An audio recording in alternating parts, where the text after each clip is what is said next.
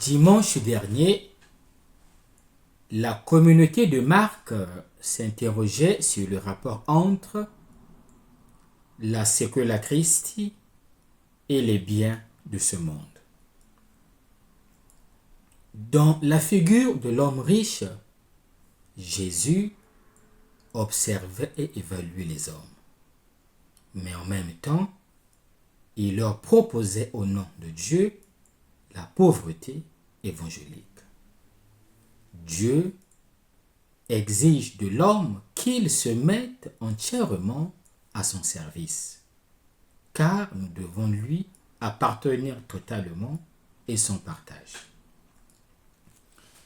La liturgie de ce 29e dimanche ordinaire de l'année liturgique B s'articule autour du thème du service. Jésus est présenté comme celui qui est venu non pour être servi, mais pour servir et donner sa vie en rançon pour une multitude. Son mode de vie devient la base de nouvelles relations au sein de la communauté chrétienne et de nouvelles manières d'exercer l'autorité en tant que service généreux et désintéressé.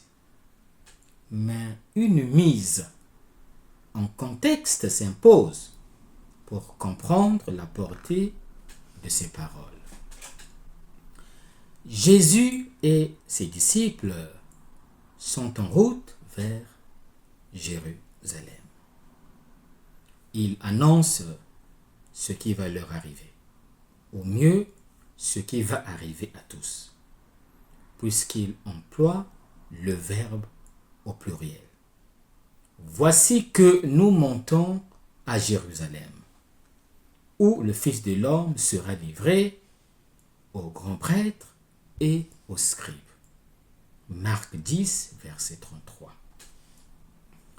À la suite de cette annonce, comme dans la première et la seconde, les disciples manifestent leur incompréhension et leur aveuglement.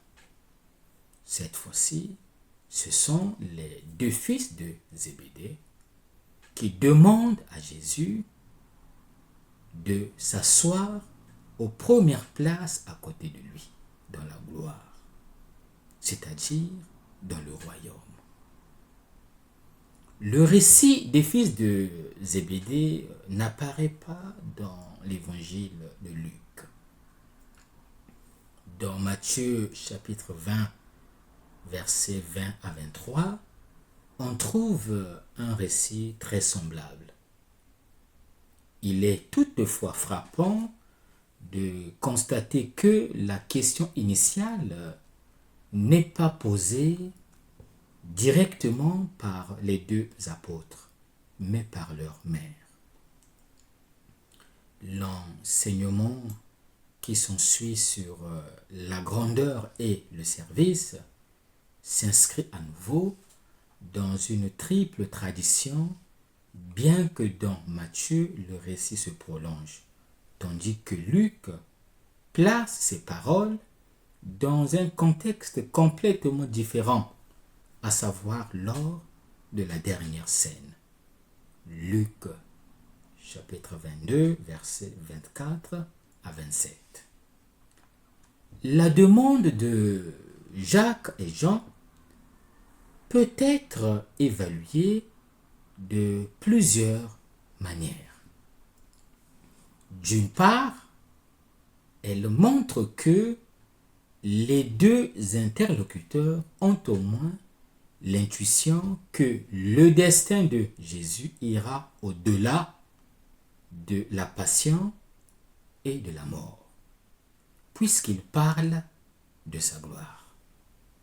D'autre part, il s'agit d'une demande maladroite par rapport à l'enseignement de Jésus, encore plus difficile à comprendre après les paroles du chapitre 9 et C'est pour cette raison qu'elle est surprenante. Le lecteur la relie immédiatement à la difficulté de compréhension que les disciples avaient manifestée à plusieurs reprises. Jacques et Jean, aveugles qu'ils sont, demandent le contraire de ce que Jésus veut donner. Le dialogue qui suit est un jeu de malentendus introduit par la conjonction mais que l'on trouve dans le texte grec, qui se répète pas moins de 8 fois dans le passage, où chacun ne cesse de dire quelque chose de différent de l'autre, comme cela se passe entre sourds. En effet, la gloire qu'il demande avait déjà été mentionnée en Marc 8, 38, avec une référence claire au temps futur associé au Fils de l'homme. Ici, il faut donc la comprendre comme une demande adressée au futur, dans la cour céleste où les deux veulent occuper les places d'honneur. Or, ceci est loin de ce que Jésus va leur faire vivre en lien avec le règne définitif de Dieu.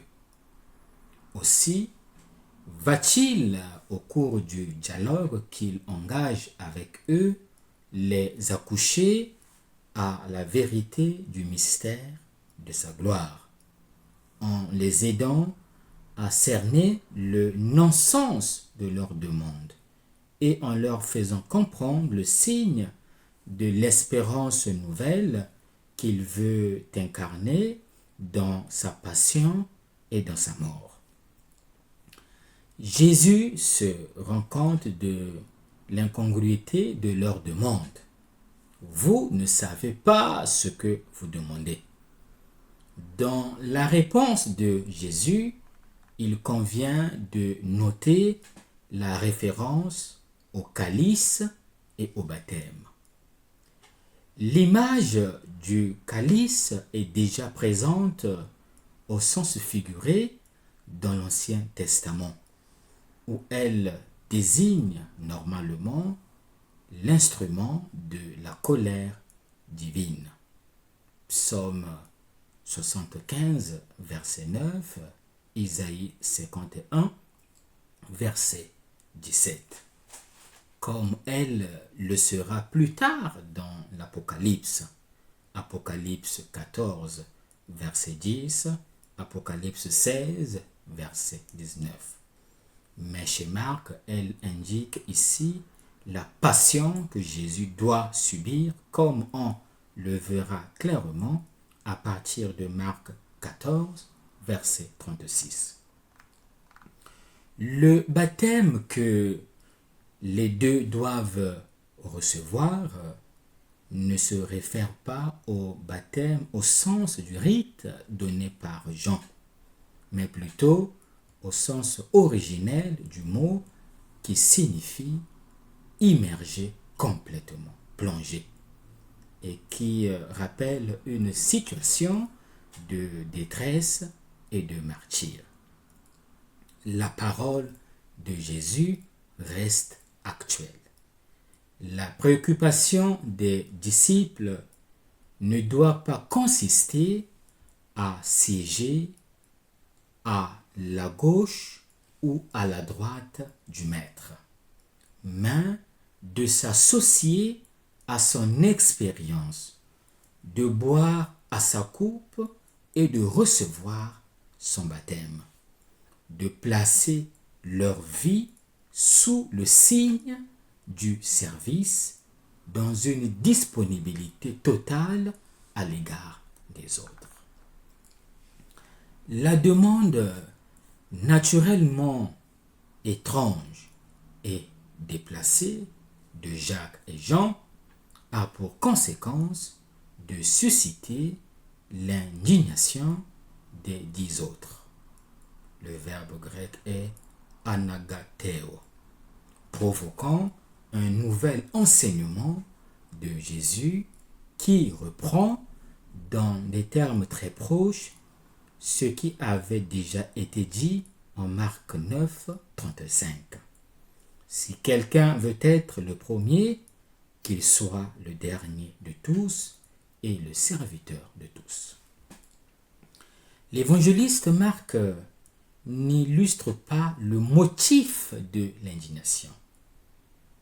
Les 10 sont-ils indignés parce que la question des 2 frères était totalement déplacée, ou plutôt parce que Jacques et Jean ont fait une demande qui excluait les autres? Nous pourrions dire que la réaction des autres disciples aux prétentions ambitieuses de Jacques et Jean montre en effet qu'ils partagent les mêmes attentes et perspectives de grandeur, d'autorité et d'honneur. Jésus saisit l'occasion de la revendication erronée des 2 frères pour corriger et clarifier ce qu'ils doivent attendre de sa suite et pour donner un enseignement plus général sur le statut de sa communauté. La catéchèse donnée aux disciples s'adresse à tous ceux qui sont confrontés au scandale de la croix et qui sont souvent tentés d'oublier les conditions difficiles mais inévitables de la suite du Christ. Pour faire bref, Marc veut dire à sa communauté: quels que soient les projets que l'on fait, c'est Dieu qui dispose de l'homme. Et c'est la tâche des disciples du Christ de s'en remettre à lui. L'attribution des places de pouvoir et de gloire dans le futur royaume de Dieu, comme tout ce qui se passera à l'avenir, doit être laissé exclusivement à la disposition de Dieu. Celui qui voudra devenir grand parmi vous sera votre serviteur. Et celui qui voudra être le premier parmi vous sera l'esclave de tous. Les spécialistes de l'évangile de Marc devant la parole du Seigneur qui dit « Il ne doit en être ainsi parmi vous » notent que l'expression est prononcée au présent de l'indicatif. L'emploi du présent fait de cette déclaration une sorte de pierre angulaire de la constitution sur laquelle repose la communauté des disciples, qui se distingue des critères sociaux et politiques contemporains. Nous nous trouvons, disent les exégètes, devant la norme constitutive de la communauté formée par les disciples du Seigneur. En elle, chacun est serviteur de tous. Nous sommes face à un renversement complet. Le petit devient grand, le serviteur maître, le dernier premier. Pour les disciples engagés à la suite, la cohérence exige qu'ils deviennent des serviteurs. Le Seigneur Jésus, en affirmant qu'il ne doit pas en être ainsi parmi les siens, ne formule pas un souhait ou n'exprime pas un commandement. Il précise au contraire une loi de vie. Des paroles aussi significatives et des avertissements aussi sérieux doivent nous inciter à la plus grande disponibilité en toute humilité. mon serviteur justifiera les multitudes, écrit Isaïe en première lecture. Ce serviteur est bien Jésus qui donne sa vie en rançon pour la multitude. Cette formulation, empruntée au livre d'Isaïe, rend compte de l'interprétation que les premiers disciples ont donnée à la mort de Jésus. Jadis, dans les peuples anciens, la rançon désignait le prix à payer pour racheter ou délivrer l'esclave ou le prisonnier de guerre. Aujourd'hui, nombreux sont ceux qui contestent ce passage par la souffrance et la mort pour le salut de l'humanité. Comment un individu prendrait-il la place des autres? On lit la métaphore de façon quantitative comme si on était dans un contexte de transaction commerciale alors qu'elle est qualitative. Le Christ Jésus a livré un combat difficile et onéreux pour que les humains vivent. Il a payé de sa personne. Il y a mis le prix. Son attitude de service est allée jusqu'à la mort. Sa mort fut la rançon de sa générosité. Dans ses souffrances et ses épreuves, Jésus a manifesté une solidarité avec les hommes, un engagement total et indéfectible. En vivant sa mort dans un esprit de service, il a été le serviteur souffrant qui retourne les forces du mal qui s'abattent sur lui en puissance de vie et d'amour. Quel est l'enseignement à retenir? Les ambitions sont permises. Le Seigneur ne limite pas nos aspirations et nos désirs. Il les raffine et leur donne de la consistance. Il nous en donne une compréhension plus ajustée à l'esprit du royaume et nous offre de les vivre à sa manière, dans un esprit de service. Vu sous cet angle, nos communautés chrétiennes déborderaient de chefs ou de leaders selon le cœur de Jésus et verraient des Jean et Jacques repentants suivre le Christ dans le martyre. Ainsi, Jésus, le serviteur souffrant, serait toujours le maître qui accouche les uns et les autres à l'esprit du royaume. Nous devons remercier Jacques et Jean, car ils révèlent aux 10 autres et à chacun d'entre nous ce qui nous habite vraiment, ce qui résonne dans les murs de l'Église, dans les murs de la communauté chrétienne. L'esprit de grandeur, les ambitions, la mentalité trop humaine de Dieu, l'orgueil, la recherche effrénée du pouvoir dans la communauté et dans nos familles. À quoi nous convie ce dimanche? Aujourd'hui, il y a l'invitation à travailler sur nous-mêmes et à évoluer dans la connaissance de nos aspirations pour en ressortir la beauté et l'éclat. Il y a l'invitation à rechercher l'amour inconditionnel qui devient humble service du prochain. Le Fils de l'homme n'est pas venu pour être servi, mais pour servir et donner sa vie en rançon pour une multitude. Jésus se fait serviteur et nous demande de suivre son chemin.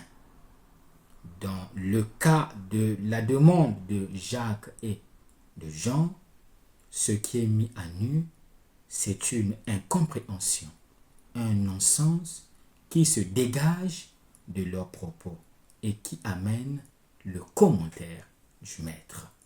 Vous ne savez pas ce que vous demandez. Aujourd'hui, il y a aussi l'invitation à construire une civilisation dans laquelle le service est la loi inviolable et la rédemption la base du salut. Que nous reste-t-il à faire?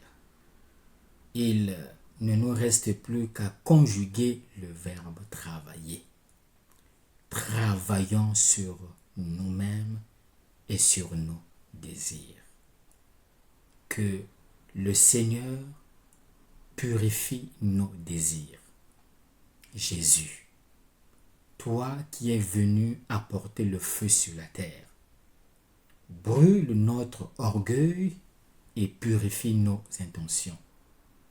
Que le désir de domination sur nos frères se consume comme la paille et se propage dans le vent de notre vanité. Apprends-nous à être des serviteurs. Apprends-nous à faire ce que tu as fait.